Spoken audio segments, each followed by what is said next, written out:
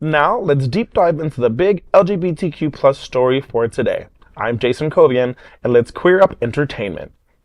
Elton John breaks down crying while writing his new song about my death. Elton John and Brandi Carlile are days away from releasing their deeply personal new album, Who Believes in Angels? The two Grammy award-winning artists recently joined Jason Bateman, Sean Hayes, and Will Arnett on the SmartLess podcast, where they opened up about one of the album's most haunting tracks, When the Old World Is Done With Me. Elton John revealed that the song addresses his own mortality. He said, and I quote, "I just broke down for 45 minutes and it's all on film," unquote. Noting that the footage will appear in the album's companion documentary, Who Believes in Angels?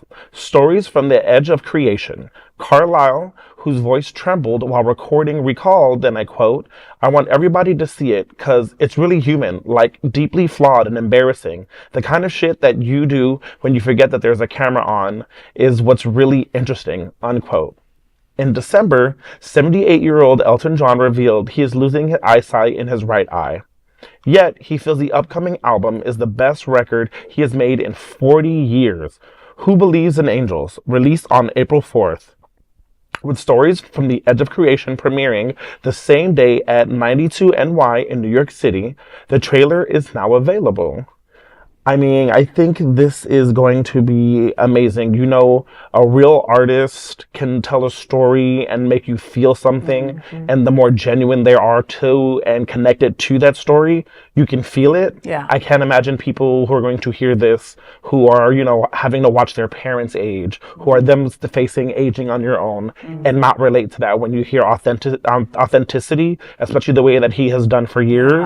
Yeah. Oh, Listen, I can imagine. And, you know, I mean, he's a light, and he's been giving us music for, Jesus, 40 years, 50 years. I don't know how long, but it's been a very long time. And he keeps on reinventing himself, and the LGBTQ plus community keeps on eating it up. You do a song with Gaga, we're like, give us more, right? I mean, you know, but he's been through some shit. Elton John has been through some shit, right? He started the AIDS Foundation because he had lost a bunch of people to AIDS in the 80s, right?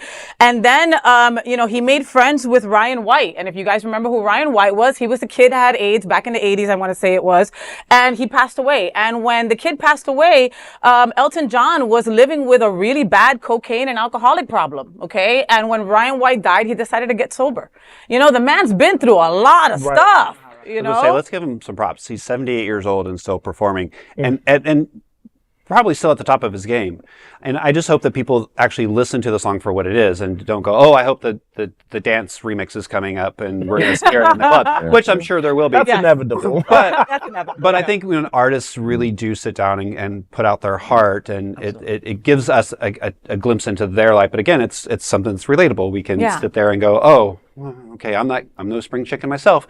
So, you know, these are real true stories, and it's from somebody that we've grown up with. Right. So I hope people really sit and listen to it and take it for what it is. Listen, your song comes up on the radio and I cry. Right? I mean, so, I mean, like, I think he's got that down pat to make us all cry and make himself cry, and that's okay.